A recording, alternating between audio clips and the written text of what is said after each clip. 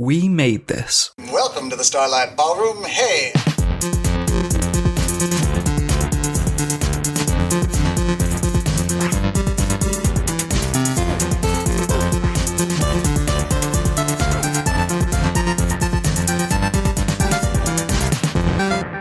Hello everyone and welcome to Shipwrecked and Comatose, a Red Dwarf podcast here on the We Made This podcast network. It's obviously a very special as I'm leading today. I am Bryan and I am joined by my co-host for this, a slightly ill Mark Adams. Hello Mark. Hello, I've got a lemsip and by the time we've edited this, there will be lots of coughs that have been edited out. But I'm here to talk about a lovely film. Yep, what we're here to talk about today is the 2000 horror film, The Asylum, directed and written by Jon Stewart, not that one, and starring a variety of people, including Red Dwarf's own Chloe Annett. It does have Red Dwarf's own Chloe Annett, but my goodness, what a cast. We've got Ingrid Pitt, we've got Robin Asquith from the Confessions of films. Remember them? Boobies. Yep. We've got Colin Baker, the fucking Doctor. Paul Reynolds from Press Gang, who didn't really do much else other than Press Gang. Jean Boat, who was Ma Boswell in Bread. And last but not least, Robin Parkinson, who was one of the two Leclercs in LOLO. I got excited at the cast. And then I had to watch the film. Yes, the lead is Stephanie Pitt, who is Ingrid Pitt's daughter.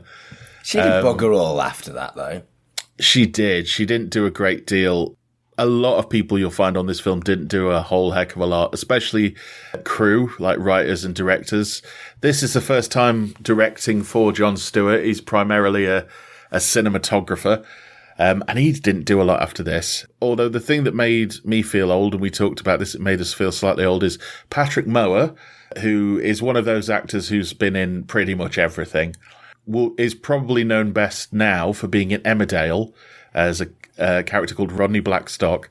And he did this and then went into Emmerdale, where he still is to this day, 24 years later.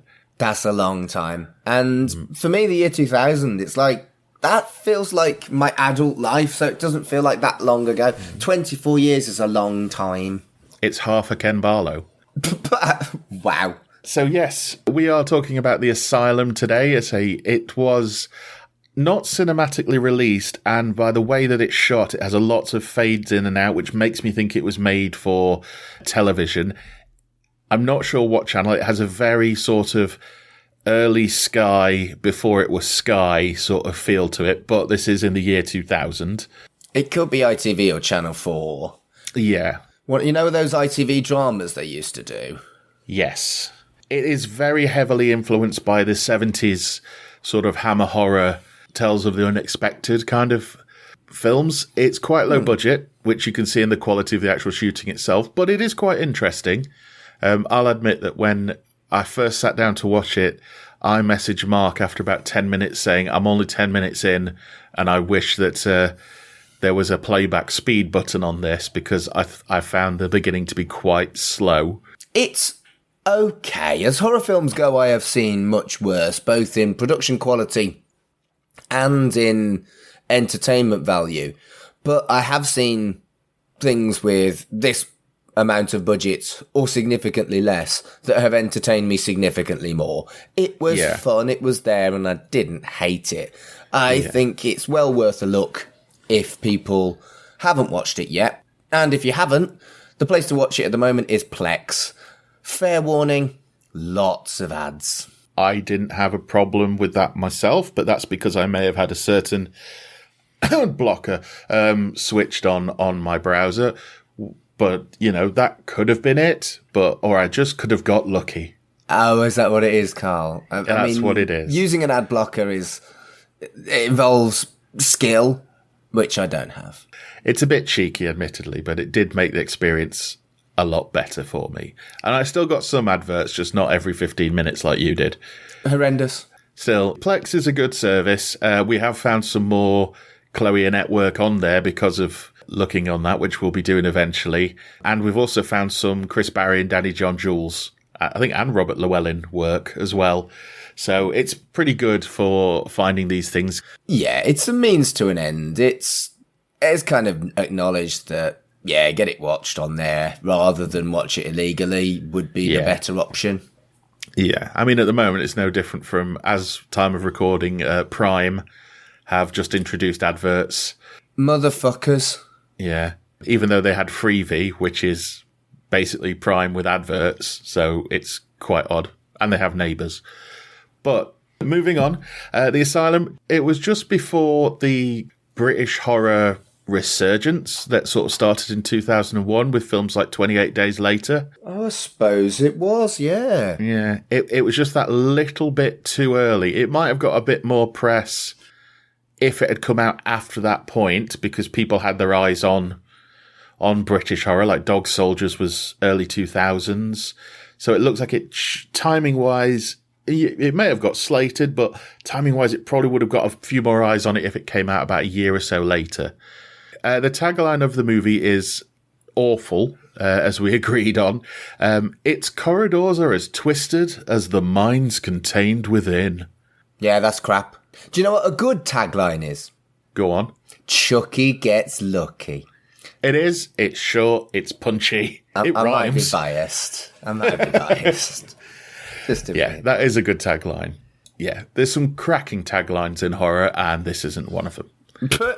So, let's go through the film here. Now, there are going to be spoilers throughout this, so if you haven't seen the film and want to see the film, do go on Plex and find it. But we are going to talk about things going on because it's not going to make a lot of sense if we... Basically, there's a few running themes through this which make more sense once you've seen the film. Is that fair to say? I'd agree with that. So we begin with a long, spooky corridor. We are going to see this corridor a lot during the film. Well, at least they referenced it in the tagline. Yep, absolutely. This film, I think, double-checking, I watched this twice in order to get ready for today. There seems to be about 4 corridors that get used a lot. I think they use it to try and describe how much of a maze it looks like. However, by about 2/3 of the way through the film, you do kind of feel like, yeah, you only had 3 corridors, didn't you? Yeah, and I think that's what we've said earlier, that their budget was clearly quite low. Apparently it was shot in a disused mental hospital. Colin Baker has said it was shot in one, and that's the only behind-the-scenes fact I can find. Okay, that's kind of cool. I'm guessing a lot of the building was unusable in terms of health and safety. Yeah. Or there wasn't a health and safety, and Colin Baker took one look and went, no, I'm not going down there. Fair. I didn't even do my own regeneration. I'm not doing my own stunts. Yeah, because this was when Colin Baker was kind of, please, can I have some work? This sounds horrible to say, but it is true. He is the poorliest aged of all the doctors. It's fairly safe to say. I've met him. He's lovely. But he's the one doctor who doesn't kind of look like he could leap, even though that he could leap back into being the doctor. He looks way different from what he did then. Unless you put a wig on him, which would look fantastic. I mean, the thing is, some people will always look quite similar. I shaved my head at 27, and I don't look much different, really. Yeah. Whereas blonde curly locks, they don't last. No, sadly not. I mean, we're both bald, and we're both timeless beauties. It's true. It's true. I agree. I've known you about 10 years now, and you've barely aged. Thanks. You sometimes have more stubble than not, and that's about it. Yeah. I still get mistaken for someone about 10 years younger, which is always a tremendous ego boost for me. Who doesn't like a tremendous ego boost? Exactly. I maintain that fat don't age. That's not quite as catchy as the other catchphrase we're not going to use. Yeah. Right then. So yes, we begin in the spooky corridor. We hear a child's voice screaming for their mummy. Then we switch to a first-person point of view where a woman walks in on what looks like a sort of 70s Art Deco stage. She's doing up her robe, and you can see lingerie, or as Rick Mail would say, lingerie, underneath. And I've written down in my notes here, obvious shagging has occurred. See, I didn't realise that, but I don't really look for straight sex. No. I thought this was Margie Clark. Initially, I was like, wow, this is a packed cast. But I don't believe it is. It's not Margie Clark, but it did look like it. So she has the pin-up of the blonde curly hair, the big red lipstick. It's all very sort of 50s kind of pin-up. The woman walks towards us and says, hello, darling, what's the matter? Only to be stabbed to death in a very psycho-influenced series of jump cuts. You don't see the knife go in, you just see screaming faces and the knife sort of moving. So it's showing its influences very, very early on here. Yeah, I mean, Psycho will never be beaten for getting that scene right, but I thought this was quite fun, and, you know, within 2 minutes, a bit of matricide, that was quite shocking. It's not... Yep. Yeah, it's an interesting start. Yeah. Yeah. It's something we'll see throughout the film as well, is while there's a lot of death, it's not that gruesome. We don't have any really brutal death scenes in it. It's all very, like I say, that 70s style. And I quite like that, actually, because sometimes you can go super gruesome, but for something like this, it's not necessary. This is revealed to be a nightmare suffered by Jenny, who is Stephanie Pitt, that we mentioned earlier. And because she's been screaming and yelling and tossing and turning, she's woken up her sister Rose, played by the lovely Chloe Annett. We are delighted to see Chloe Annett. She is the reason why we are doing this film, and she's in it for about 7 minutes max. Yeah.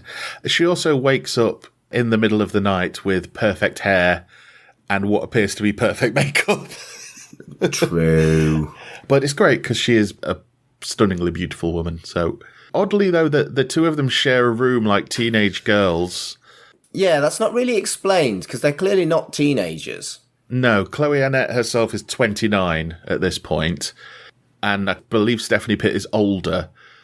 So, yeah, it's not fully explained. There's a very odd family dynamic going on, which we'll see throughout this. Yeah, it was odd from the beginning. It's not just this particular aspect that's odd. It's like all of it's odd. Yeah. Rose asks Jenny if she's having the dream about killing her mum again. Jenny's shocked because she says she's never told Rose about that dream. Rose tells her, though, that she yells about it all the time, including the knife and the blood, and she never gets a good night's sleep because of this. I mean, you'd move into a different room, wouldn't you? You would. You'd sleep on the sofa. Yeah. But I'll tell you what I like it here is Chloe Annett uses the word Christ as an expletive. And if we didn't clock that this film already was British, it's very British, isn't it? It is. It is very British. Very as I said, it's that very Hammer horror sort of British, where everyone's a bit posh. As we find out in this, even the junkies are slightly posh. Yeah. And I find, some of the acting not so good. Chloe Annett, I may be biased at this point. Who knows? But I thought she was pretty good. Yeah. There's some people in this who are awful. Stephanie Pitt isn't particularly great as the lead. And my what if for this film is, what if Chloe Annett was the lead and Stephanie Pitt was the sister? Yeah, I'd have preferred that, actually. Yeah, that would have been a thing. Part of me wonders if the reason they managed to get Ingrid Pitt and Stephanie Pitt was Ingrid Pitt going, well, my daughter's the lead, yes. Yeah, it does feel a bit like that. I'll be in it if I get to act against my daughter. We fade out, and then we fade back into seeing Jenny looking over the edge of something. We get the reveal that she's on top of a clock tower and she's looking to jump. Underneath, we see loads of people that are all in like medical facility whites, relaxing in the grounds. They spot her standing on top of the tower, and while the staff are telling her to not jump, all the patients think it's funny and encourage her to jump, which leads for Jenny to jump. Yeah, that was grim as well. Yeah. I felt a bit weird on this because when I saw all the patients wearing white, I was like, oh, it's a mental institution. And I'm not quite sure where that came from or what sort of, I think maybe One Flew Over the Cuckoo's Nest or something like that. Just when you see them all in white, you think, oh, mental patients. But yeah, there also appears to be only 2 staff for the entirety of this asylum. Yeah. So yeah, the way that they show Jenny jumping is, from a technical standpoint, what I believe it is the camera's on a rope and it gets dropped over the side of the building. Right. Good. And then it cuts to the actress blatantly, the camera's on the ground and she takes a run up and flips over the camera. Even on the shot, she's not falling up to down. She's going right to left, which I just noticed that from a technical standpoint was quite funny. Yeah, it's not great. The plot's fine. Yeah. But it's not great. It just makes me chuckle because I do come from that background of filmmaking, and when you see these things, you go, it's just, look, these are just like little things where you go, oh, if you'd spent about 2 minutes more thinking about this, you'd have got it. Anyway, this is revealed to be another dream, a lot of dreams in this, that Jenny is relaying to a psychiatrist, Dr. Adams, played by Patrick Maurer. Dr. Adams reveals Rose has told him she's been dreaming about her mother's death again, which was like, oh, okay, I didn't realise that could be done. Jenny's not very happy about this, but he comforts her by saying it's not unnatural to be thinking about that. Jenny then walks up and embraces him from behind, which is a little weird. Yeah. Until we realise that this is her father. I feel like this is quite unethical. Your therapist should not be your dad. I mean, there's, trying to save a bit of money, and then there's seeing your own father as a psychiatrist. Yeah. Although Jenny does lament that she wishes that he didn't treat her like any other patient. Although that's probably a boon on his part, that he is treating her like any other patient. He's trying to be professional. Yeah. It's just odd to me. Yeah. We'll see this in what Dr. Adams does in the next scene. It's like, something very odd is happening in this family. Because we see Jenny and Rose are waiting to have dinner. Dr. Adams hasn't arrived yet. They do a very childish game where they take it in turns to steal bits from his dinner, which, again, made me think, how old are these girls supposed to be? Also, I don't get decanters. They've got a decanter. Why do people have decanters? Oh, we had decanters in my house growing up. But why? What's it do? You have a bottle that you transfer the bottle to the bottle. I don't understand. Yeah, it's more of a display thing than anything else. We had whiskey in ours, which was when I first tried whiskey as a child. I just never got decanters. They were quite pretty. But it's just one of those things that maybe it's that thing of you put them in the decanter so your kids don't touch them because they know not to touch the fancy crystal bottles. Maybe. I quite liked the camera work around the dinner plates and then the fade into the flashbacks. Oh, that's another thing I quite liked about the film, was that the flashbacks were grainy. Yes. They were quite clever. That was quite clever. Simple, but quite clever. Yeah. So after they've done this bit of stealing food, Dr. Adams arrives. He tells Jenny that he's going to tell her more about her mother like she wants. When Jenny asks why she's only going to be shown and not Rose, Rose says she just wants to forget, while her father massages her shoulders in a very pervy way. There's no better way of saying it. It's weird. Yeah, it's very laying on thick that Dr. Adams is a bit weird and probably a baddie. There's definitely that feeling that he's probably a baddie. Yes, Rose says she just wants to forget, and then ominously says, but that's not where their father is going to let them do. Which is an odd one. Although when we come back later, that probably makes a bit more sense. Yeah. So far the things we're getting is Dr. Adams is a bit of a odd dad, and the girls are blatantly in some massive trauma where they think they act and behave much younger than they actually are. Yeah, so it's either well done that they behave like children even though they're adults, or they've been miscast. Yes, definitely. I'm not 100% sure which one it is. No, I'm not either. I say we'll say soldier on. So they're watching 8mm films from the childhood, and Jenny states that their mother was repeatedly stabbed, but the police didn't do anything. To which she's told that because they lived in an asylum with 440 patients, it could have been any one of them, but the police decided whichever one of them it was already under lock and key, so they just left it at that. Again, they wouldn't leave it at that. No. It's a very convenient way of policing. Like, well, they're already locked up, so, I mean, what are we going to do? Lock them up for murder?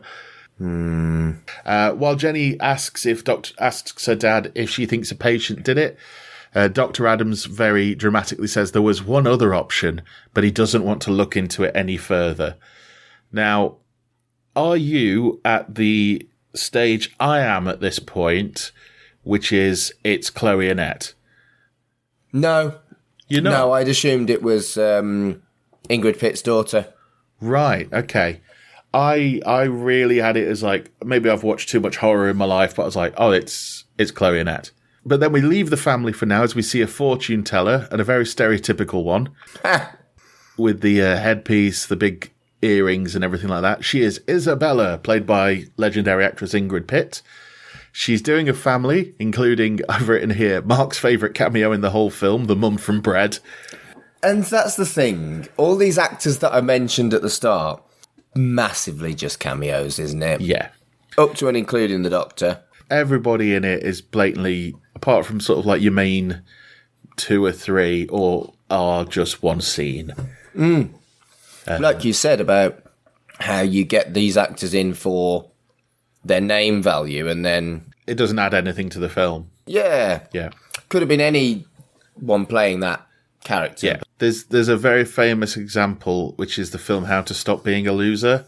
It's got Richard E. Grant listed on the DVD case and poster.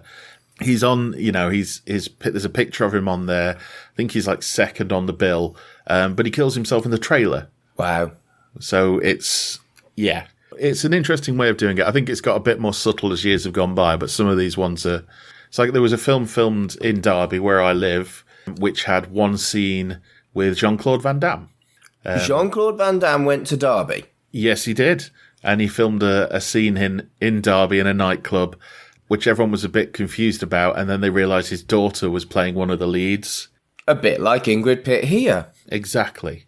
So Ingrid Pitt is doing a reading for a family, including the mum from Bread and Leclerc from LOLO.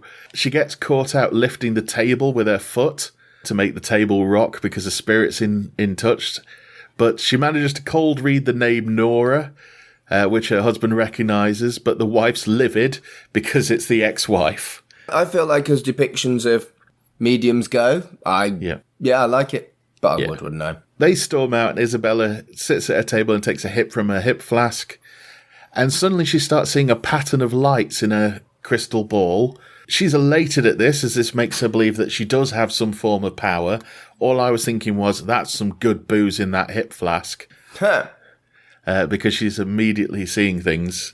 I've never understood why booze is used in that way in films. It's not mind-altering like certain psychedelic drugs. Yeah. I've never been anything other than incapable, rather than completely and utterly deluded whilst drunk. I mean, with this, the thing we'll notice is a lot of the people who are suffering from these patterns of lights that we see throughout the film all have a vice of some kind or trying to get away from it. Isabella's appears to be booze. Neville, who we meet later, is a drug addict, which he uses to try and escape from it. That one's understandable. Yeah. And we meet Father Matthew later on, who doesn't have any vice to get out of it and tries to end his life to escape it. So we do see everybody using something to try and get away from this overall pattern that we keep seeing throughout the film. Back at the Addams household, we have a young man called William arrive with a very 2000s hairstyle. I knew you were going to say that. It is. It is. Yeah. It's that kind of, you flick it back, sort of like you just stepped out of a salon sort of hairstyle. But he's quite nerdy. I couldn't work out what he was initially, but it turns out he's another patient of Dr. Adams. I don't understand why he exists. Why wasn't it Rose that went with her to the asylum? You'd probably have to pay Chloe Annett more. True. Yeah. True, but I don't get this character. No. I guess maybe once the twist is revealed, yes. Maybe. No, it could have been Rose. Yeah, definitely. He's immediately grabbed by Jenny and pulled into an alcove. And I thought, oh, right, so they're having an affair. But no, it's a bit more innocent than that. And she asks him what he's doing tomorrow, and he's working on a model of something. Sounds like an Airfix model, which also makes me think that these people are younger than what they've been cast as. Yeah, I think at this point I couldn't really put my finger on why I wasn't finding it scary. It's not the lack of gore. It wasn't that. Yeah. I didn't actively dislike this film, but I don't know, it just felt more of a weak exploration of mental health issues rather than a horror film at this point, I think. Yeah, it's a strange one. It doesn't feel like we're going to go into like monsters or a serial killer or anything like that. No. It definitely feels like it's more psychological than anything else. But it doesn't feel like it's particularly good psychological. No, I think the final third does redeem it somewhat, but the build up to this has been poorly done and kind of a bit. There's a lot you could trim. Like you say, William could be taken out and replaced. Jenny tells Will to come back and fetch her at 4 a.m. because they're going back to the asylum to find out really what happened all those years ago. I don't know why they're going at 4 a.m. It just feels really odd. Again, it feels like they're younger than they are vibe. Like hiding away from daddy. And it doesn't quite hit. Yeah, definitely. While they're talking, Dr. Adams arrives to take William away. We then immediately cut to 4 a.m. where Jenny gets up to climb out of the window to get picked up. Rose wakes up and sees this, but just lets Jenny go. Also, we see Dr. Adams has been woken up by this as well. We're then taken to a squalid flat where we meet Neville, also known as Robin Asquith from Confessions of a Window Cleaner / teacher / driving instructor / titties wahay. Yeah, I didn't realise he'd done other stuff other than that. I thought he was like not one-hit wonder, but those films wonder and never did anything subsequently.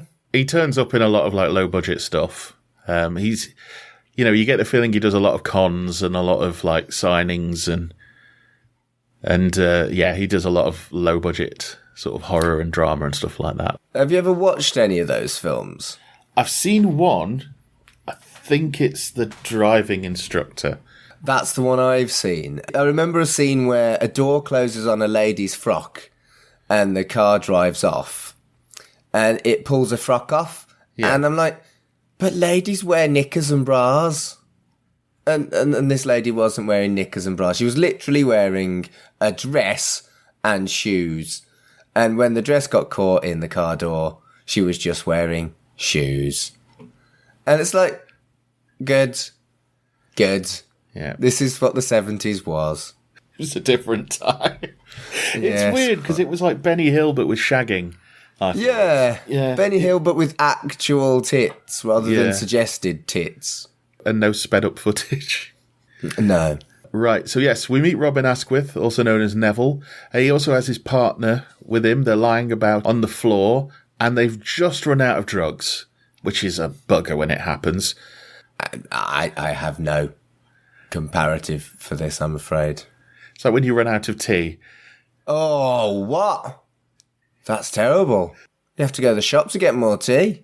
Well, this is the thing. Neville inspects his syringe, which he says is empty, but then he sees the flashing light pattern that Isabella saw earlier in the reflection of his syringe. He bolts upright and runs out the room. Only thing he says to his partner is, I've got to go. So everybody seems to be called by these flashing lights, but we don't know what for or where they're being called to yet.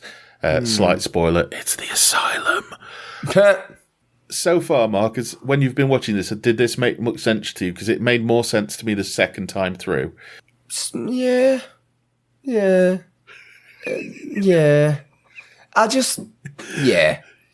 I think at one point I must have switched off. Yeah.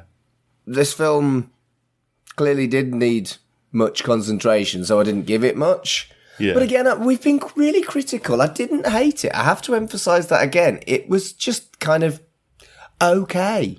Yeah, I didn't hate it, but there's a lot I like to point at in this and go, because I think it's because I can see the potential in what it could have been. Yes. I think after a few redrafts, this could have actually been really good. Yeah, I get the feeling they didn't have that much time. But yes, everybody seems to be converging towards the asylum. Jenny and William make it to the asylum and it's all chained up. William climbs over and jumps down. Jenny goes to follow, but when she's about to jump, she flashes back to the dream of jumping from the clock tower. Which actually seems quite good. Yeah. That's the kind of trauma that makes sense. Yeah. However, she does manage to overcome this, and she does jump to get into the abandoned asylum. Then, randomly, we're taken to what appears to be a church, where there's a hooded monk in sandals. He's praying at a font, and then when he looks in the font, he sees the pattern of lights that everyone's been seeing before, and he yells in anguish and runs away. Do we still have monks? Are monks still a thing? Monks are still a thing, yeah. Oh, are they? Yeah. I also was a bit baffled because he's dressed like sort of ye oldie monk. That's what I'm getting at. Yeah. I can imagine they're not wearing like the brown robes with the Brother Cadfael hairdo. Yeah, spud bag and a rope. Yeah, there's a lot of this with when we meet people like Isabella's like a very stereotypical fortune teller with the head towel and all that kind of thing, and then we meet what this turns out to be Father Matthew, and he's dressed like Cadfael. It's broad strokes, so we know what's going on. So having jumped the fence to the asylum, they find it's completely unlocked. And then the beginning of what I've been calling how long ago was it that they lived there starts. Because they find a load of paintings that Jenny and Rose did when they were children that are still in the asylum all these years, just on the side, and don't appear to have aged whatsoever. Yeah, that's just bad prop design though, isn't it? Yeah. I think the idea was good. The execution, Yeah. It does make me feel that the crucial fall down to this is Chloe Annett and Stephanie Pitt are meant to be younger. Yeah. And you're probably right. It wasn't that long ago that this was going on. I think if you did this now, you'd probably have teenage leads. We get more backstory on what happened when Jenny and Rose and the family lived at the asylum. They used to do paintings for the patients, but they used to call them the guests. That's kind of nice. That's nice, yeah. Which you would do if you were like a child living in the asylum. You wouldn't call them patients because they'd be your friends, wouldn't they?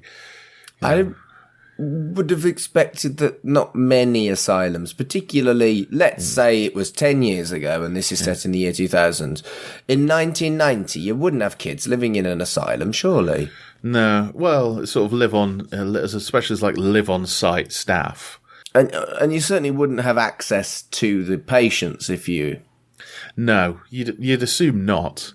Yeah. But they used to put on tea parties. And they used to have dancers in the ballroom.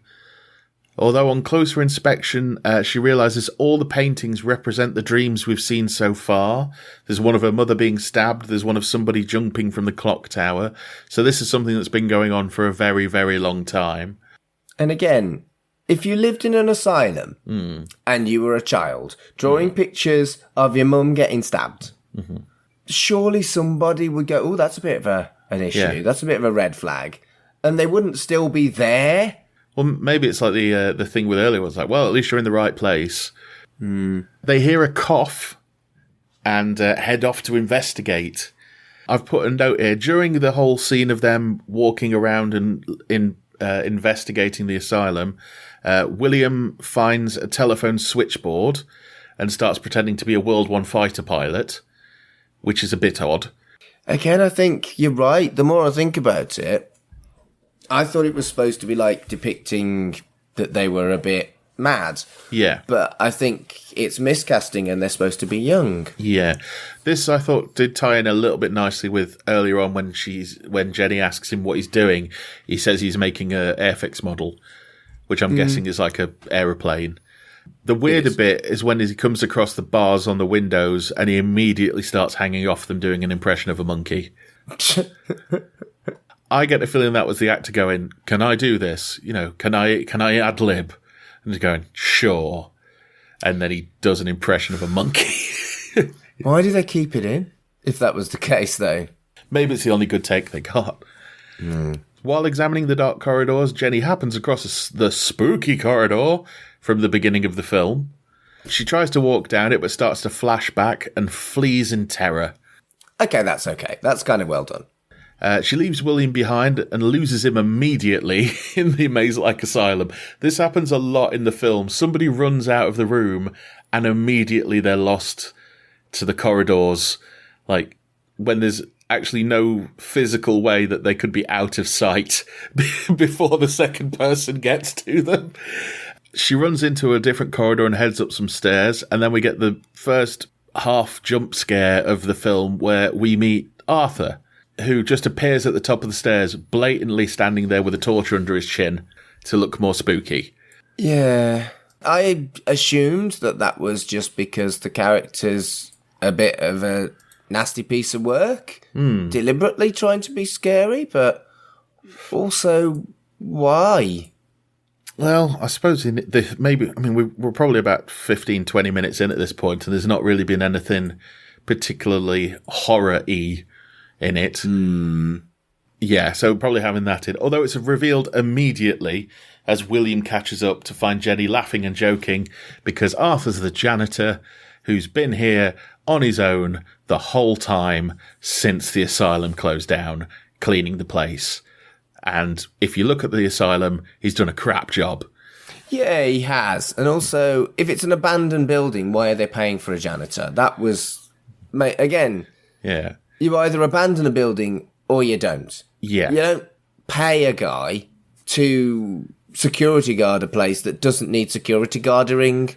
Yeah, his justification was he'd never get another job at his age, which is a very down way to look on things. Well, yeah, but they'd fire him regardless. You'd think, but also that he says that he makes tuppence halfpenny, which made me smile at the use of the phrase tuppence halfpenny. I mean, it becomes apparent throughout the film that while it is closed, you get the feeling that the father still owns the place. Maybe. Although that does go hence when we meet Colin Baker later on. Yeah, it's a strange one, but he's there looking after the building, which I know is a thing, because you can actually apply to do that job. Sounds just soul-destroying, though. Yeah, I think it's called like a property guardian. You can apply to live in the building, basically to just make sure everything's shipshape and nobody breaks in and all that kind of stuff.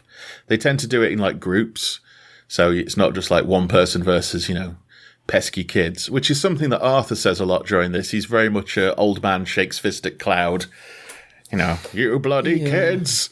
He's quite a tragic character, really, that, he was, in inverted commas, happy working at an asylum. And he ended up just being on his own, which is its own kind of form of torture, really. Yeah. You get the feeling he doesn't go home. You really do get the feeling he lives there as well, in his boiler room, which has got lots of tea and a nice kettle that whistles when he puts it on the stove. And he's got a boiler, which is, make it a bit nicer, stick a comfy chair in. That sounds like your idea of heaven. A lovely warm room with a big box of tea bags and a kettle. Throw in a cat. Yeah, and that's so odd that I thought that he might be something to do with the killings. Yeah, there is that feeling of like, is it him? Because, he's the janitor that's still there. Why is he still there? Presumably decades later.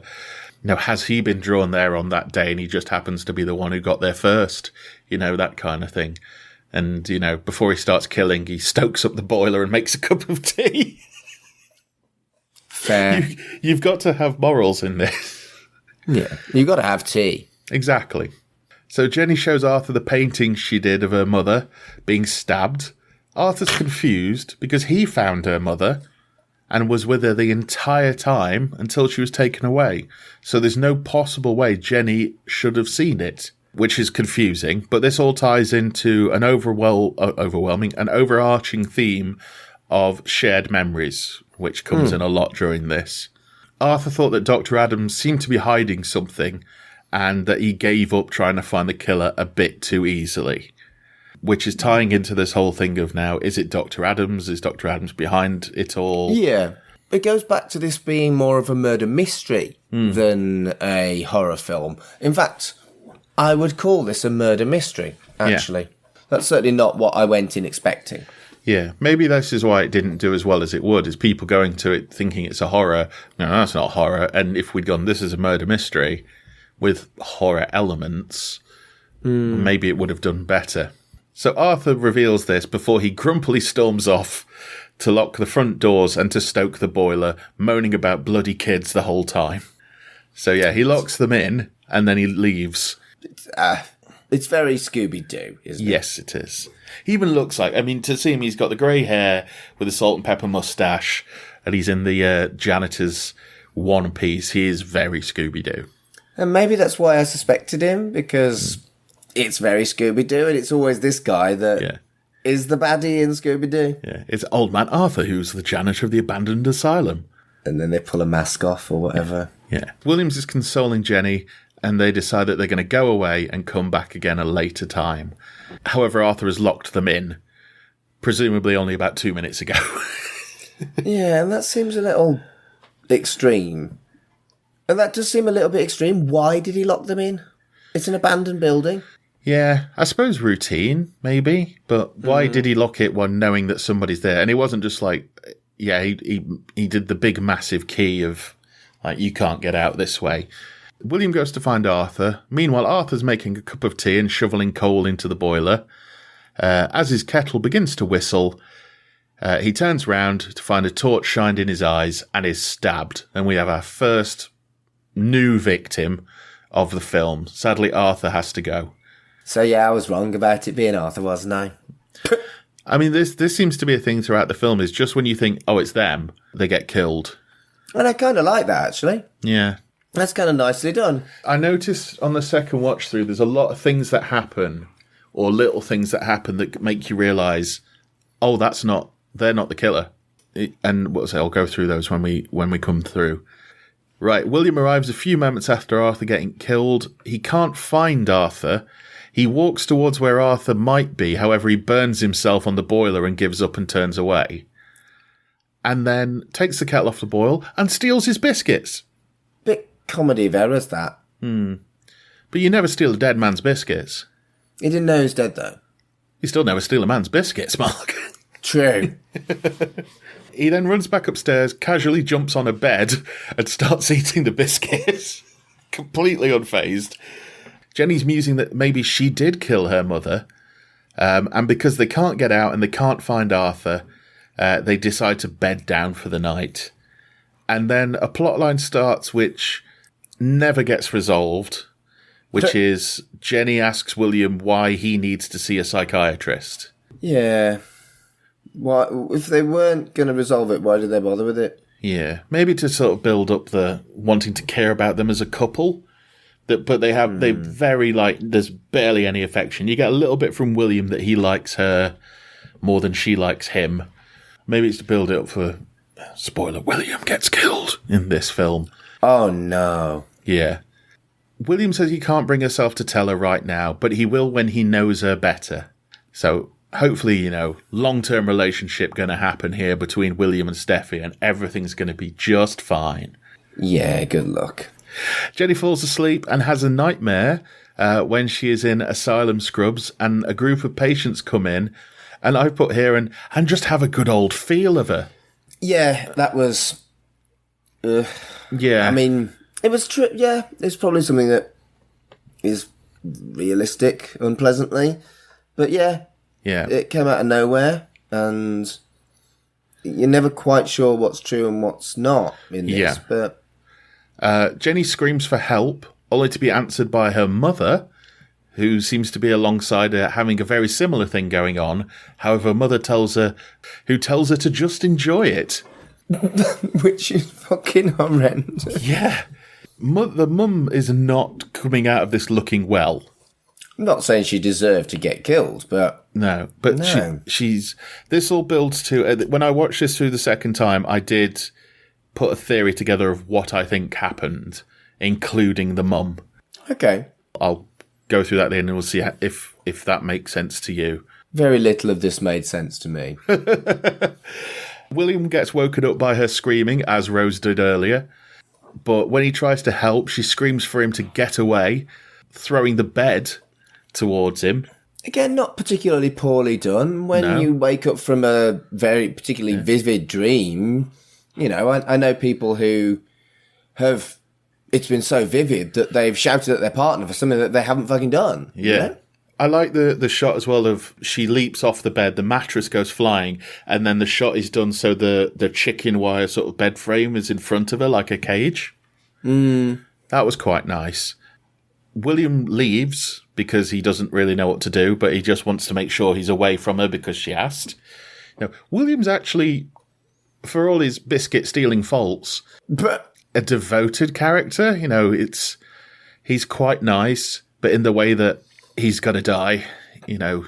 Yeah, it's the naive, devoted, unrequited lover. Yeah, he's Chucky from Pretty in Pink. I've not seen Pretty in Pink. I was thinking you were talking about Chucky from Child's Play. I was like, no, he's not. Oh, that'd be hilarious. Imagine having Chucky as the unrequited love of the lead actress. It would make this film so much better. And then revealed that he was the killer all along. Oh, dear. Yeah.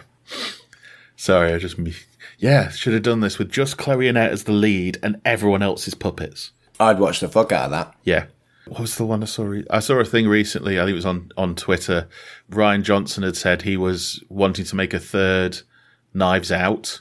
I saw the same post. Somebody requoted it of just have Daniel Craig as the only human and everyone else is the Muppets. It'd work. Daniel Craig could do a Michael Caine on that and just play it completely straight. Just like... True. Yep. True. And it would work. So we then cut to what appears to be some time later. William is shivering in the corridors and he decides to go back to the boiler room to warm up and maybe, see if there's any more biscuits. To Nick. Yeah, exactly. What a bastard. I bet they're even like ginger nuts or something, not even worth nicking. However, this time he actually sees Arthur's body hiding behind a cabinet or dragged behind a cabinet. The body's not. He didn't get killed and then just go, better hide behind this cabinet. And he spins round to get a torch in his eye and then gets confronted by the killer. However, William does manage to run away and he shuts himself in a nearby lab. However, in a nice touch, he's holding the door shut so the killer can't get in, and then the killer chains him in so he can't get out, which isn't something you see in horror films much. I quite liked that. Yeah, you're right. Yeah. It's almost intelligence. And then another good bit is the killer goes to the other entrance to the room, puts their knife through the crack in the door, and starts sliding the bolt across gently with the knife. Which I thought was pretty cool in terms of pretty creepy as well. Yeah, it built tension really well. I wanted to actually go try this on a bolt, but then I realised I'd have to do this to my neighbour's gate, and if they came out of their flat to see me with a knife through the gate, just gradually doing that, I probably wouldn't be able to live here anymore. Prob's best that you don't give that a go, to be honest with you. And do you have an appropriately stabby, horror filmy knife? Yes. Why? I have some lovely knives. They're really good at chopping stuff. Okay. It's a really nice vegetable knife. I've got a set of them. Anyway, where are we? So the killer eventually does manage to get themselves in using the knifey, slidey, slidey method. Patent pending. That's a t-shirt when we start doing merch. Arthur runs into another part of the lab, which is full of x-rays. For some reason, I thought that this was going to reveal something major about what's been going on, but it's just a room full of cobwebs and x-rays. Don't x-rays kind of deteriorate quite quickly? So again, it's just sort of like, right, what should we do to dress this set? I know, x-rays. Because you can go and buy them from a hospital. However, it is a dead end, literally, as the killer drags their knife through an x-ray and then bears down on William. Now, we don't see what happens to William, but with the pattern we've got going on, it's probably a safe bet he's dead.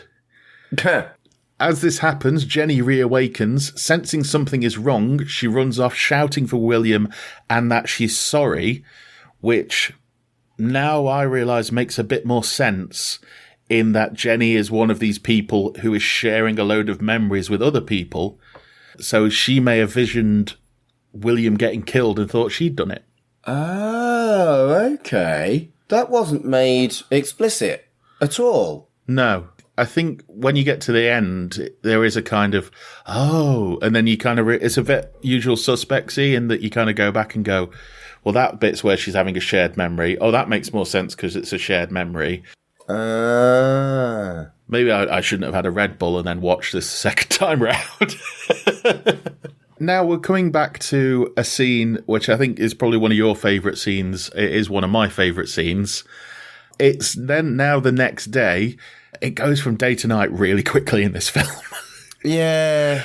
We come back and we are introduced to Arbuthnot. Yes. Arbuthnot. Yes. Apparently his full name is Percival Arbuthnot. Good. Yeah. Played by Colin Baker, doing his best Fred the Butcher from Coronation Street. Oh, it's so bad. It's a choice, isn't it? He is not good at the Yorkshire accent. Yeah. I get the feeling that he was about to work on something else where he was doing a Yorkshire accent, so he asked the director if he can do it in this as a test. Yeah, that test did not work. Yeah. He's quite good at portraying bastard with his face, but not good at portraying Yorkshireman.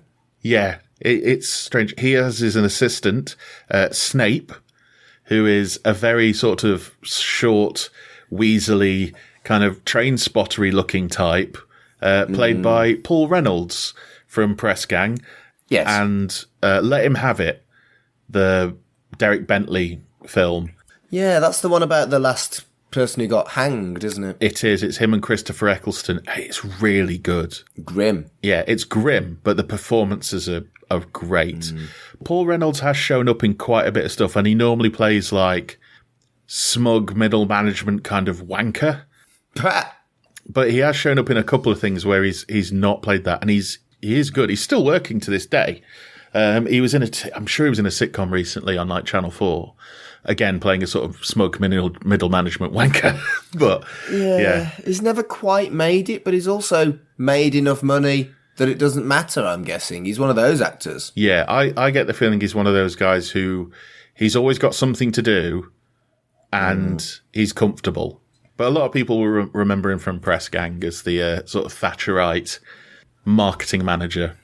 But I ate these scenes up. The Yes. whole Colin Baker 6 minutes was probably my favourite part of the film. Yeah. I think I wanted some silly. I wanted some horror. And, his death is horror. Yeah. And, I loved it. Yeah, it's a proper tonal shift. Even though the accent's terrible, it's actually a proper jump up in pace because from here on out, everything kind of really speeds up. And it's a classic horror thing of introduce bastard, bastard does bastardery, bastard gets killed. Yeah. Great. Get small character, but as horror tropes go, it was done with a lot of fun, and the death was cool, and it was the fucking Doctor. It's the kind of role that now, if it was good, would get nominated for like Best Guest Star. Interesting, because that probably wouldn't have existed in 2000. Yeah. But yeah, so Arbuthnot and Snape are being shown around the asylum by the estate agent Sandra, who's played by Penn Linfield, who I know. I'm sorry, what?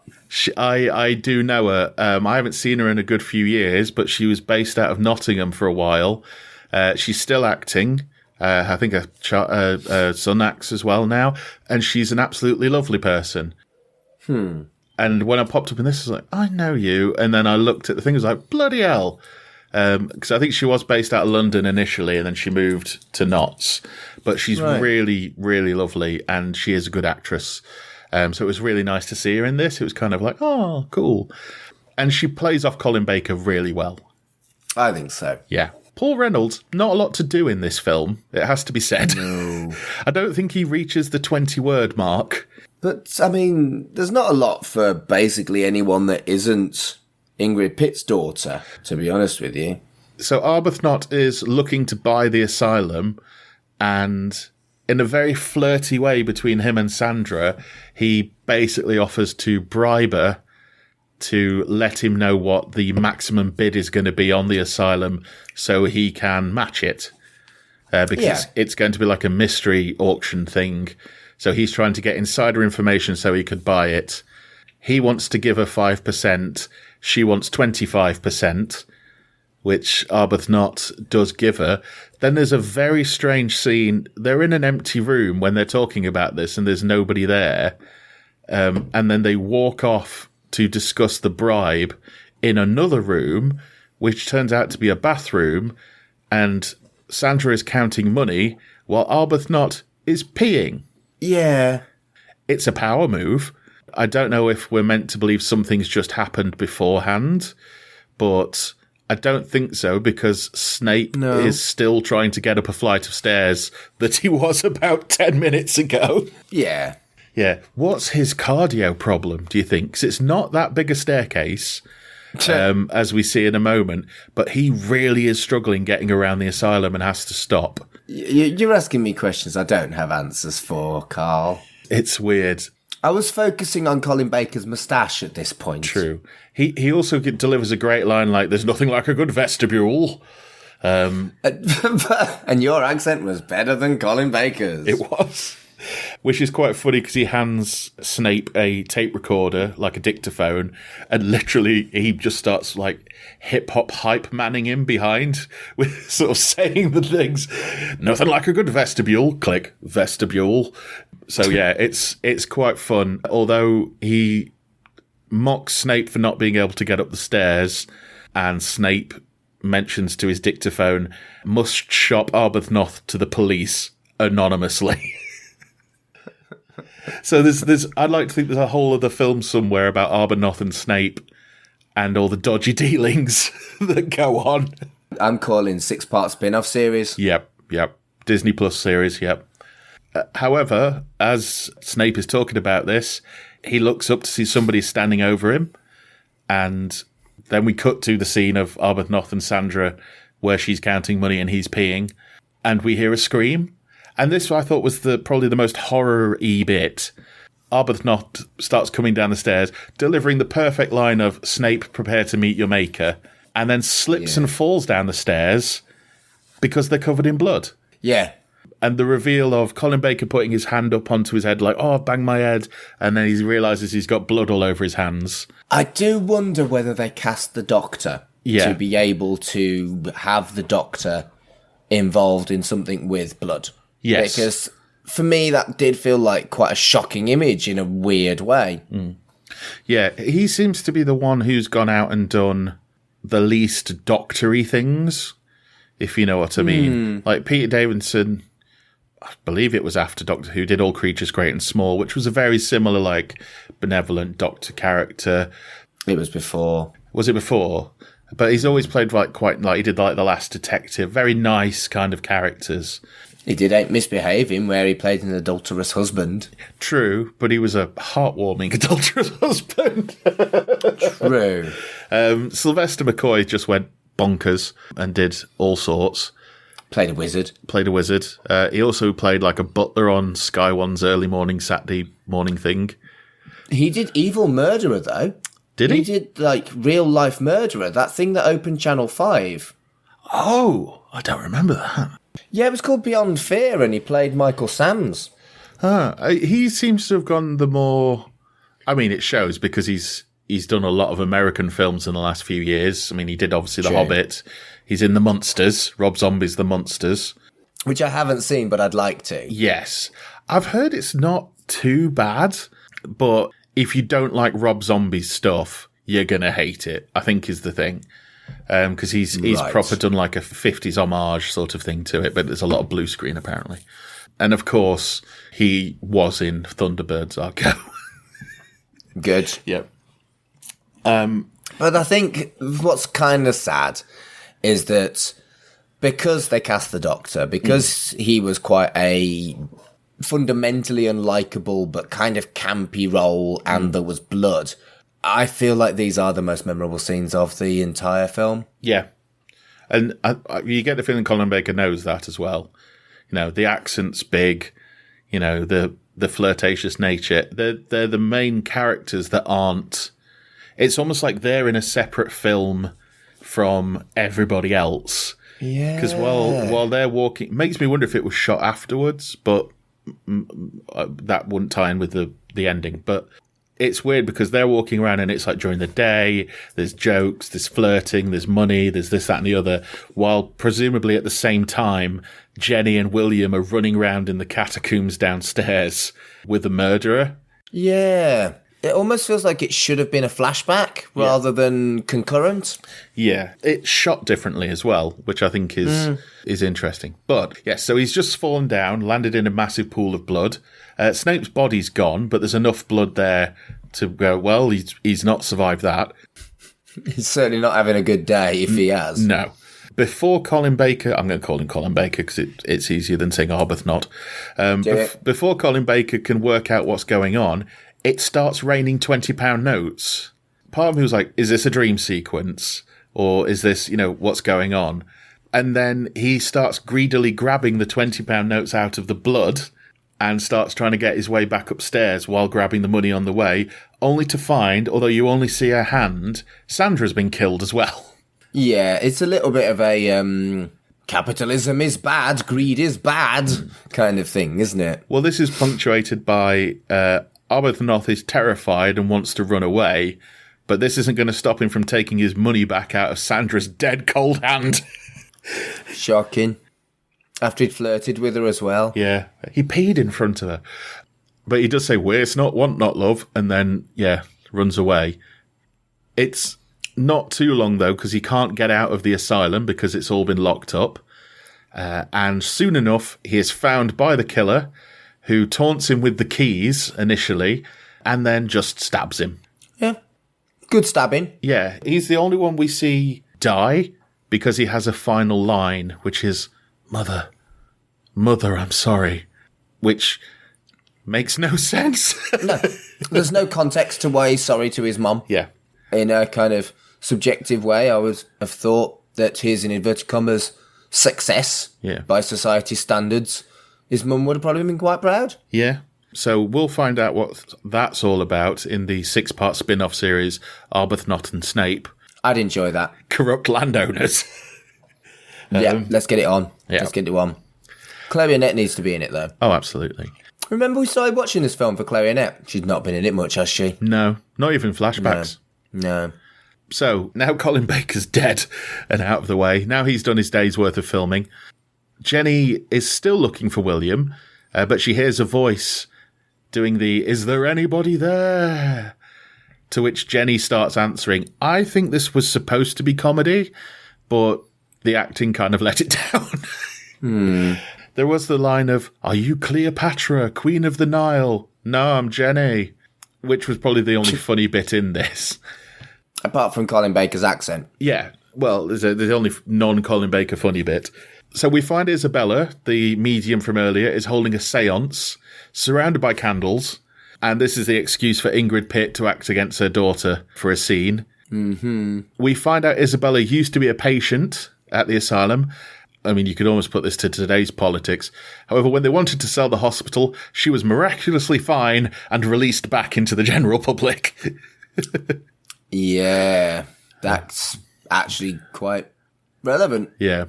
When she was on the outside, she used being able to hear her voices into becoming a medium, which isn't really using your voices. It's just, I hear voices. Yep. Yes. She breaks down and reveals that she felt like she had to come there today. Jenny consoles her, but once they touch, they both see the same wibbly-wobbly patterns that we've been seeing that's been calling out to everyone. Isabella storms off yelling that she murdered Jenny's mother, but Jenny is adamant that she murdered her mother. You'd think it'd be the other way around, really. If you'd had that experience, you'd be like, fuck, I didn't do it, thank fuck. Yeah, but it's a very strange one of just like, I killed her. No, you didn't. I killed her. And then Isabella runs away, Jenny giving chase, and this leads to another, you've just run out of shot, however you've managed to completely disappear.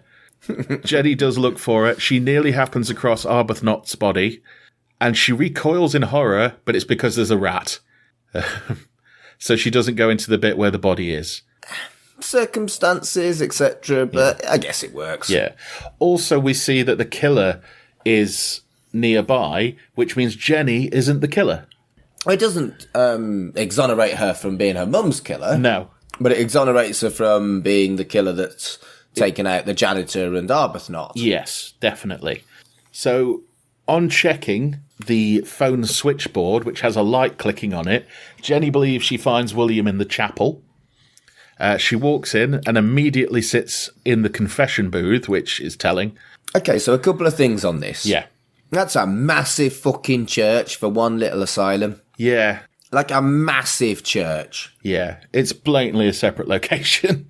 Yeah. Did they really need that many pews when they've...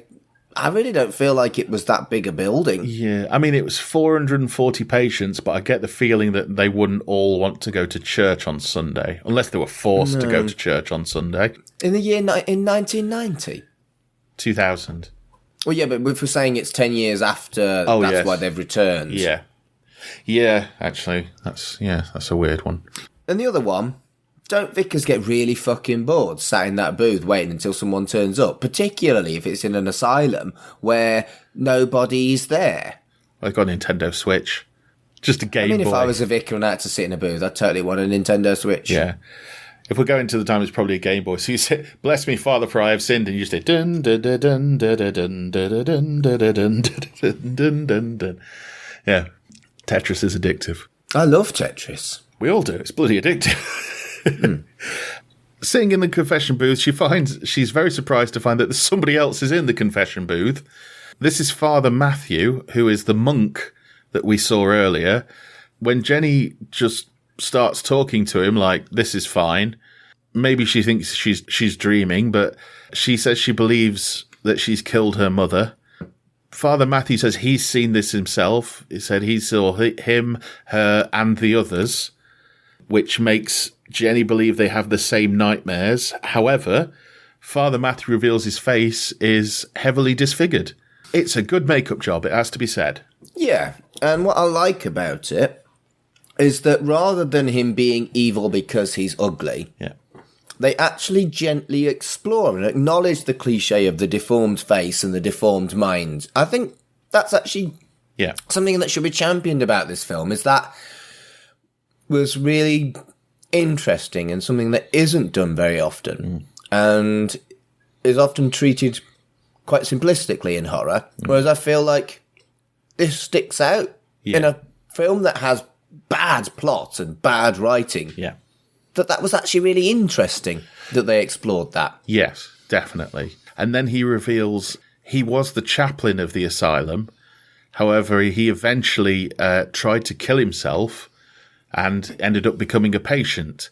And then this is where we find out that he is the one that jumped from the tower that Jenny's been seeing in all of her nightmares. Father Matthew says that he has memories of things that never happened. Also, he says things he doesn't understand, and he's just generally confused that there's a lot of other things going on that he has no control over. And this makes him very angry, and he throws Jenny out of the chapel, which... That bit makes no sense. Yeah. You'd think he'd jump on the opportunity, but the rest of it is very good in this scene. The acting is good. The exploration of the deformed face, deformed mind thing is good. I mean, it's a beautiful church as well, settings-wise. Yeah. This is the bit for me when we realise I first get a glimmer of what's going on. And it's like, oh, you're all sharing the same memories for some reason. And we finally nailed down what one of the dreams is and who it is. So that's for me where it kind of twigged that all these people are sharing one memory bank almost. But you can't. But they don't know who's done what and who is them and who's not. And I think because he knows it was him because of his injuries. Yeah. Rather than all of them thinking it was them that went off the... He has something physical that says, no, this was definitely you.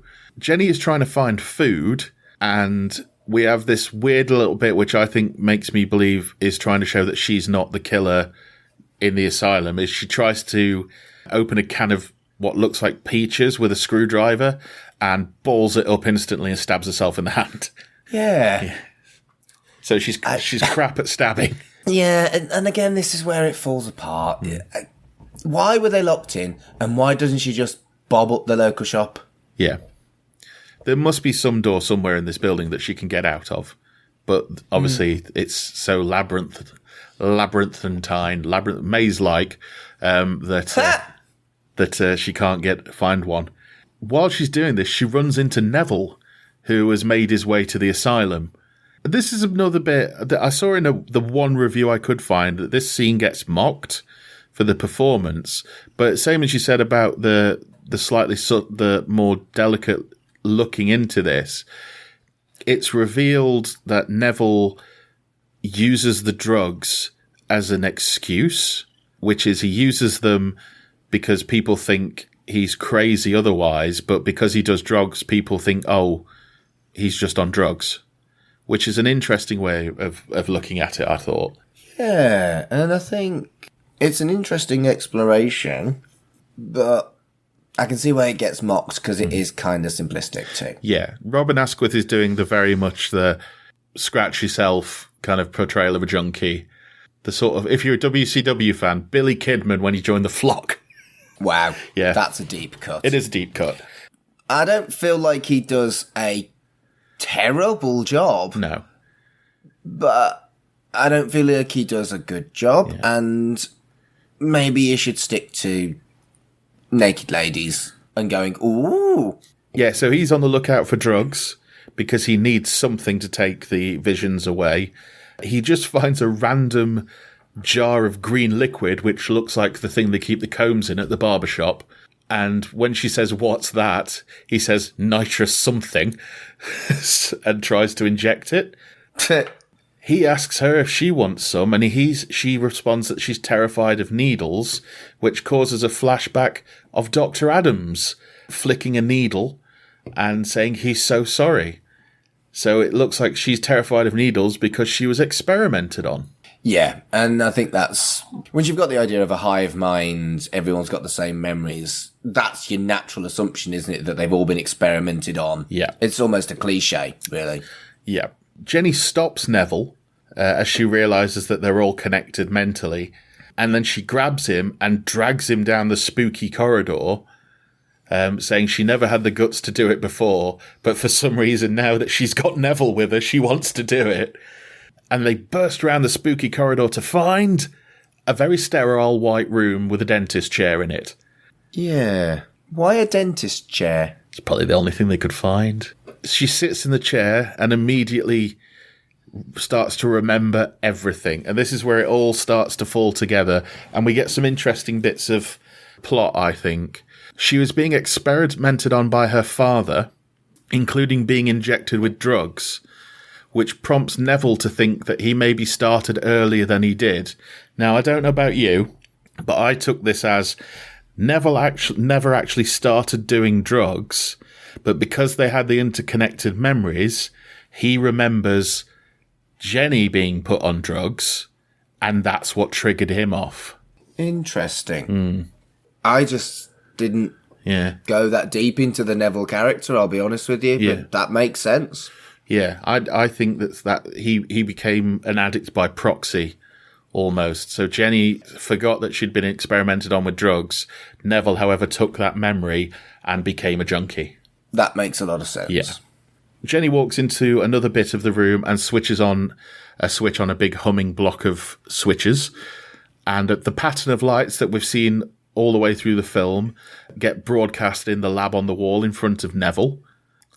Which starts he starts reacting poorly to this. However, as Jenny turns round, she discovers the body of William. William's back, and he's dead. Oh. Yeah. I mean, that was inevitable. Yeah. It's a shame. Who's going to do an Airfix model now? I know. Jenny discovers William and then finds her father behind her with blood on his hands and a bloody knife. They scuffle, and she's knocked unconscious. So as far as we're aware now, Dr. Adams is the baddie. Shock horror. And I would have believed that without the twist. Yes. To be honest with you, that makes sense. Jenny wakes back up again, and she's injected with drugs again. Her father starts the patterns of lights, and he says, and this is a weird line, that this is his last chance to help her with her nightmares.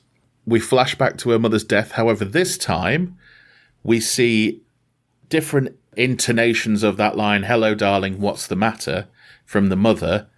One of them's like a sexy one, one of them's a concerned one of them's a nonplussed one. So they're not quite the same memories, but they're close enough that it feels like a shared memory, which I think is interesting. Yeah, there's a different context in each one, which is kind of good for the actress that she managed to do that, 'cause she did it pretty well. But it's revealed we see what she's looking at each time, and it's a different one each time that is the killer. So we see Jenny, Isabella, Matthew, Neville, and Dr. Adams all being revealed as the killer, but which one is it? Jenny seems to start to go a bit insane. She starts smiling and chuckling to herself. However, she's rescued by Neville, who puts a knife through the screen with the flashing patterns on it and saves her, unties her. And this is another thing that makes me think Neville never actually started on drugs, is Jenny's on drugs. However, Neville appears to be a bit battered, and even he turns to her and goes, "You're stoned," and she isn't. It's a fun thing. Yeah. Though. It's clever. Yeah. Definitely. She runs away into the asylum, pursued by her father, who just knocks Neville to one side. Yeah, Neville's having a bad day. Yeah, I thought it was quite funny because he puts his arm out in front of him to stop him, and he pushes the arm, and he does the proper like, "Ow!" Jenny makes her way to the chapel, looking for Father Matthew for help, and Father Matthew's holding a mass with people in the church. However, we realise that all the parishioners are the corpses of everyone that's been killed throughout. Arbuthnot is in there, Snape's in there, Sandra's in there. Jenny doesn't realise this until she sits behind one of them and then nudges Arbuthnot, who just leans back, and it's revealed he's dead. This seems odd. This is an abandoned building. Yeah. Surely you would question that there's anyone in the fucking place. I think by this point, Jenny's also on drugs. True. And on this point, she's already run into Father Matthew and Neville and Isabella. So the fact that there's people turning up is probably not that big of a thing for her now. Although we've still lost Isabella. So Jenny realises they're dead. She runs up to Father Matthew for help. Father Matthew gives a big speech about how compassion is dead and he won't help her. He's proper chewing scenery, this actor. He's doing a proper like from hellfire and brimstone and all this kind of thing. He's going for it. I actually feel bad for this character, and I think to some extent that's because the actor does a good job. Yeah, his life has been ruined to the point where he says compassion is dead, and he's turned his back on the human race. Yeah, he plays damaged very well. Yes, he does. So Jenny runs away, only to be followed by Dr. Adams a few moments later. And then a telling bit for this is he sees all the bodies. You know, he pushes Paul Reynolds, who, if you look closely, is breathing with his slit throat. And he looks to Father Matthew and asks why he killed them all. However, Father Matthew said he just found them and he wanted a congregation. So which is grim. Yeah. So this is eliminated. If we're playing it like Cluedo, this has eliminated Father Matthew, who says he just found them. Well, so far he says he just found them. And Dr. Adams, who is shocked to see them all. So he didn't do it either. It eliminates the church as the room as well. Yes. Doesn't eliminate the lead piping. No, doesn't eliminate the lead piping. Or the candlestick. Jenny has made her way to the clock tower and we're heading for the big finale, pursued by her father. She gets onto the tower edge and again we flash back to the jumping nightmare.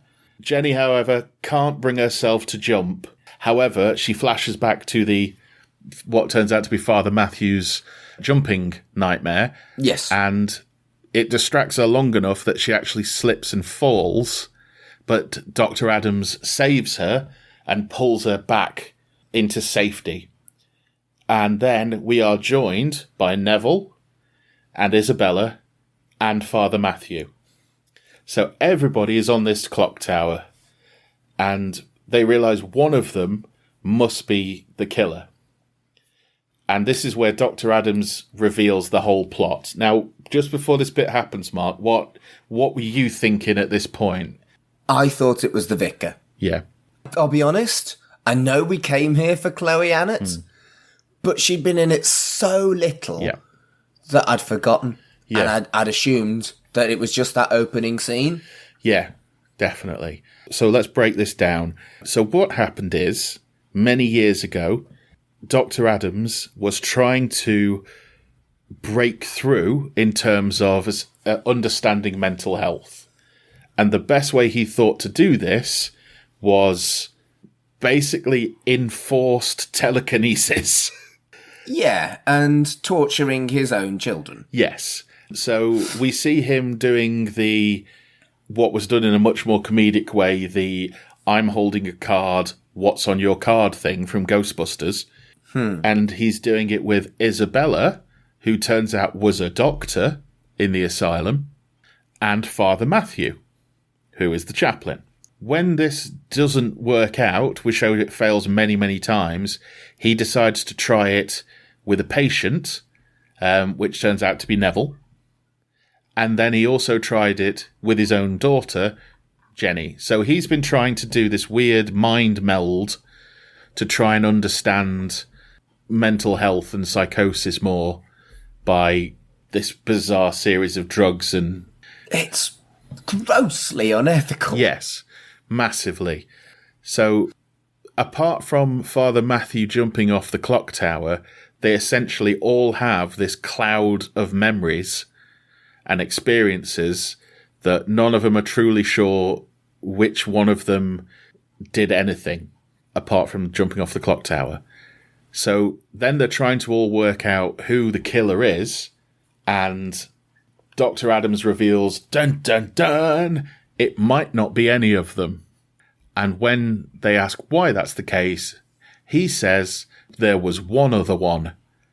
And just as he says this, he appears to get stabbed in the back. And I throw myself a pound because it's Rose. Chloe Annett, who isn't dressed like she's been on a killing spree.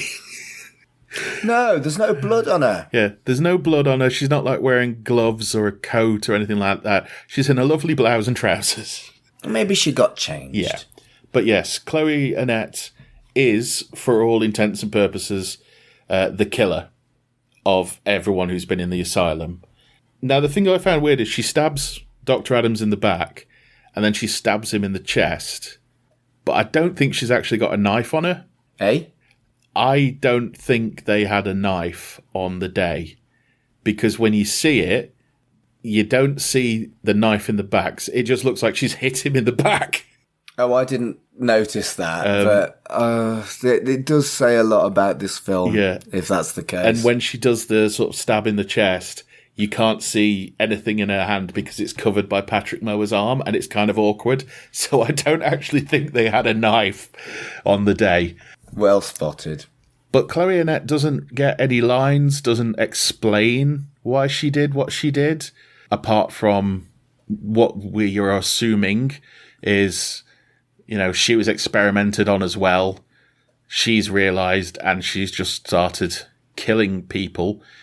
Although everyone she killed wasn't involved in the experiments. Yeah. It's like proper, like, insane killer kind of vibes, isn't it? Yeah. So Dr. Adams and Rose are in this odd embrace as she stabbed him and he's holding on to her. And I can't work out this bit. I don't know if you could. Did Dr. Adams grab her and threw them both off the thing, or did they go together?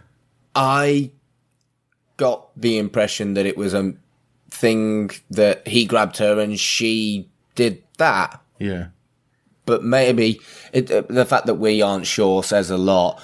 But the one thing I did like was that it kind of took a nod back to one of the lines that we noticed at the start, that she was like, you didn't tell me about this dream, but she knew she had it anyway because she was having it too. Yeah, definitely.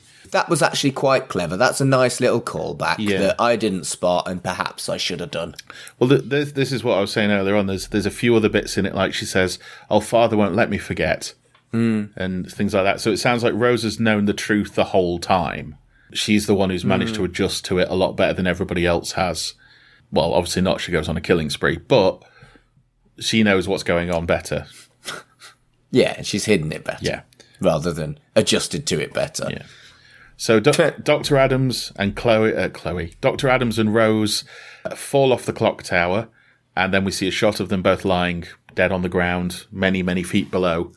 However, this now leaves the 4 interconnected memory people looking at each other, and we realise we still don't know who killed the mother. No. So one of them is potentially a killer, but now they'll never know because the person who probably does know, which is Dr. Adams, is now dead. And that's so bleak. Yeah. And the film ends sort of zooming out on these 4 with Jenny imploring them that they have to stick together now because they're all each other has. And we fade to black. That ending was actually very, very good. Yeah. I thought that it didn't get resolved with a nice little neat bow. Yeah. Was good. And you don't see that in a murder mystery. Poirot gets everything fucking right by the end of a classic murder mystery. And we know exactly what happened in all the hokey ways we got there. We know about 90% of what happens, but the 10% is pretty big. And I like that. Yeah. That's a nice little naughties fuck you to the classic format. Yeah. And yeah, there's a lot to like about this. Yeah. I do feel like maybe not quite as bad as Dropship Project, but a couple of rewrites and tightening uppy bits and maybe shedding 10 minutes footage and making it a bit tighter could have made this better. Yeah, definitely. I mean, it's a very, I want to say Twilight Zone kind of ending. Yeah. We kind of know what's going on, but everything's fucked. Yeah, it's nicely odd. Yeah. Like the Twilight Zone as well. And I didn't hate this. I certainly didn't love this. No. But I'm glad I watched it. Yeah, definitely. Yeah, so that is The Asylum. Chloe Annett is in it, kind of. She's the main focus in a weird way in the end. It would have been nice to have had her in it more throughout, like in flashbacks or just cutaways to her or something like that, because then it's like you said, you completely forgot she was in it at one point. I'd kind of resigned myself, even though at the very beginning I was like, yeah, I'm pretty sure that Chloe Annett's the killer. But then there was nothing else in there to give me that feeling, because she doesn't turn up again until the very, very end.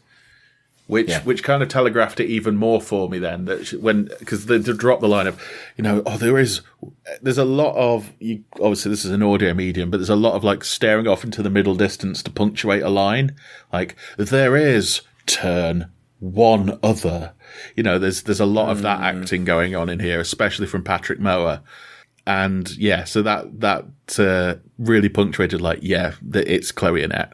She doesn't even look particularly evil when it happens. She just looks kind of pissed off.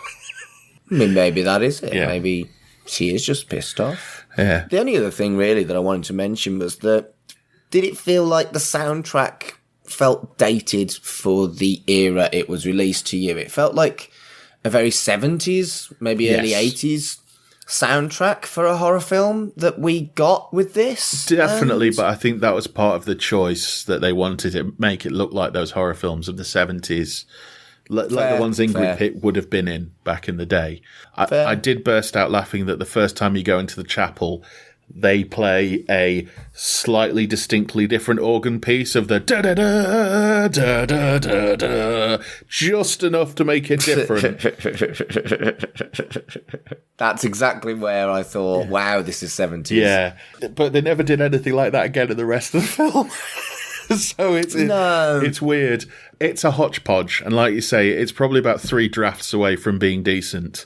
Yeah. Even if the acting's not spectacular, I think if the writing was a bit better, it would have done much better. And obviously, like, if you see the poster for this film, it's a very, very poor early Photoshop job. Robin Asquith's face on it, and his eyes are glowing, which makes you think there's going to be some kind of demon in it. Yeah. And there isn't. Chloe Annett's not even on it.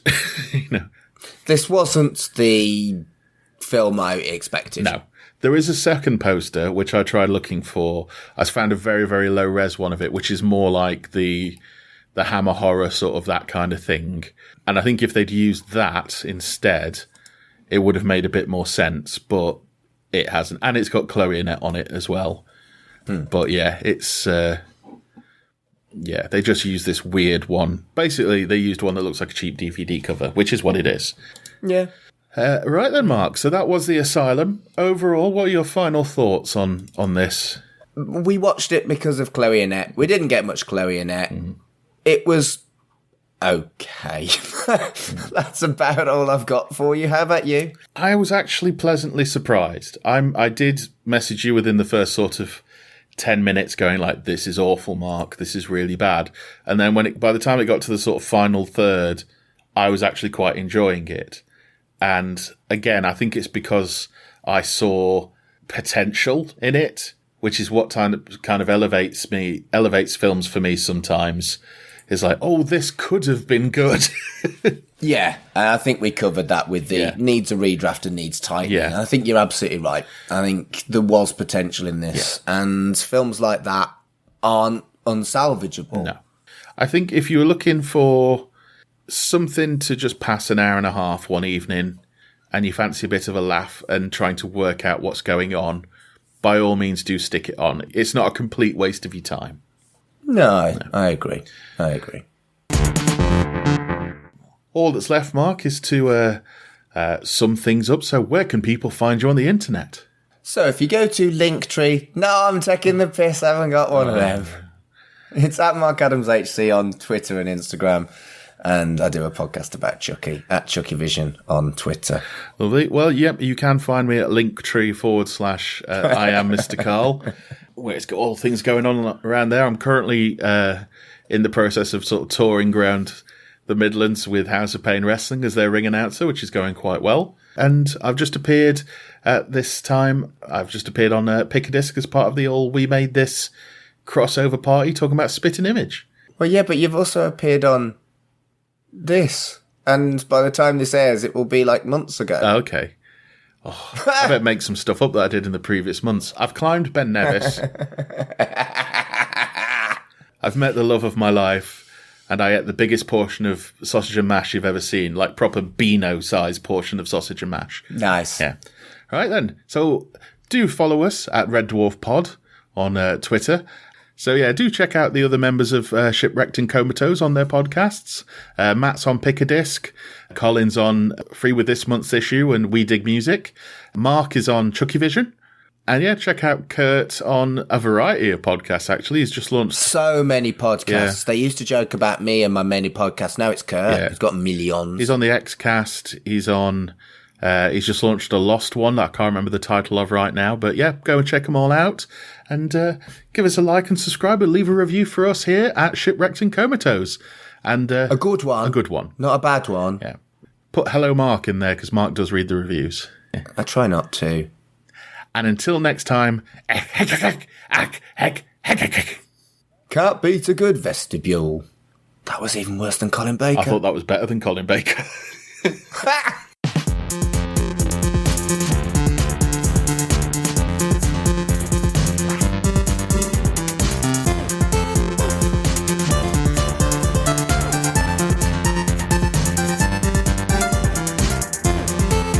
Shipwrecked and Comatose, a Red Dwarf podcast, was created and produced by Mark Adams and Kurt North.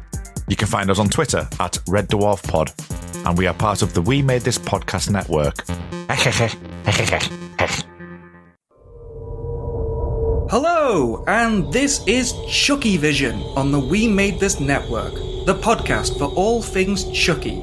I'm Dev Elson. And I'm Mark Adams. We're two queer podcasters who love bloody horror, Camp comedy, gay romance, and referencing icons like Freddy, Jason, and Britney.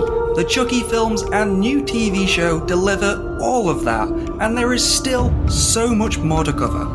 So if you want to play, find Chucky Vision on Twitter at Chucky Vision and on all good podcast providers.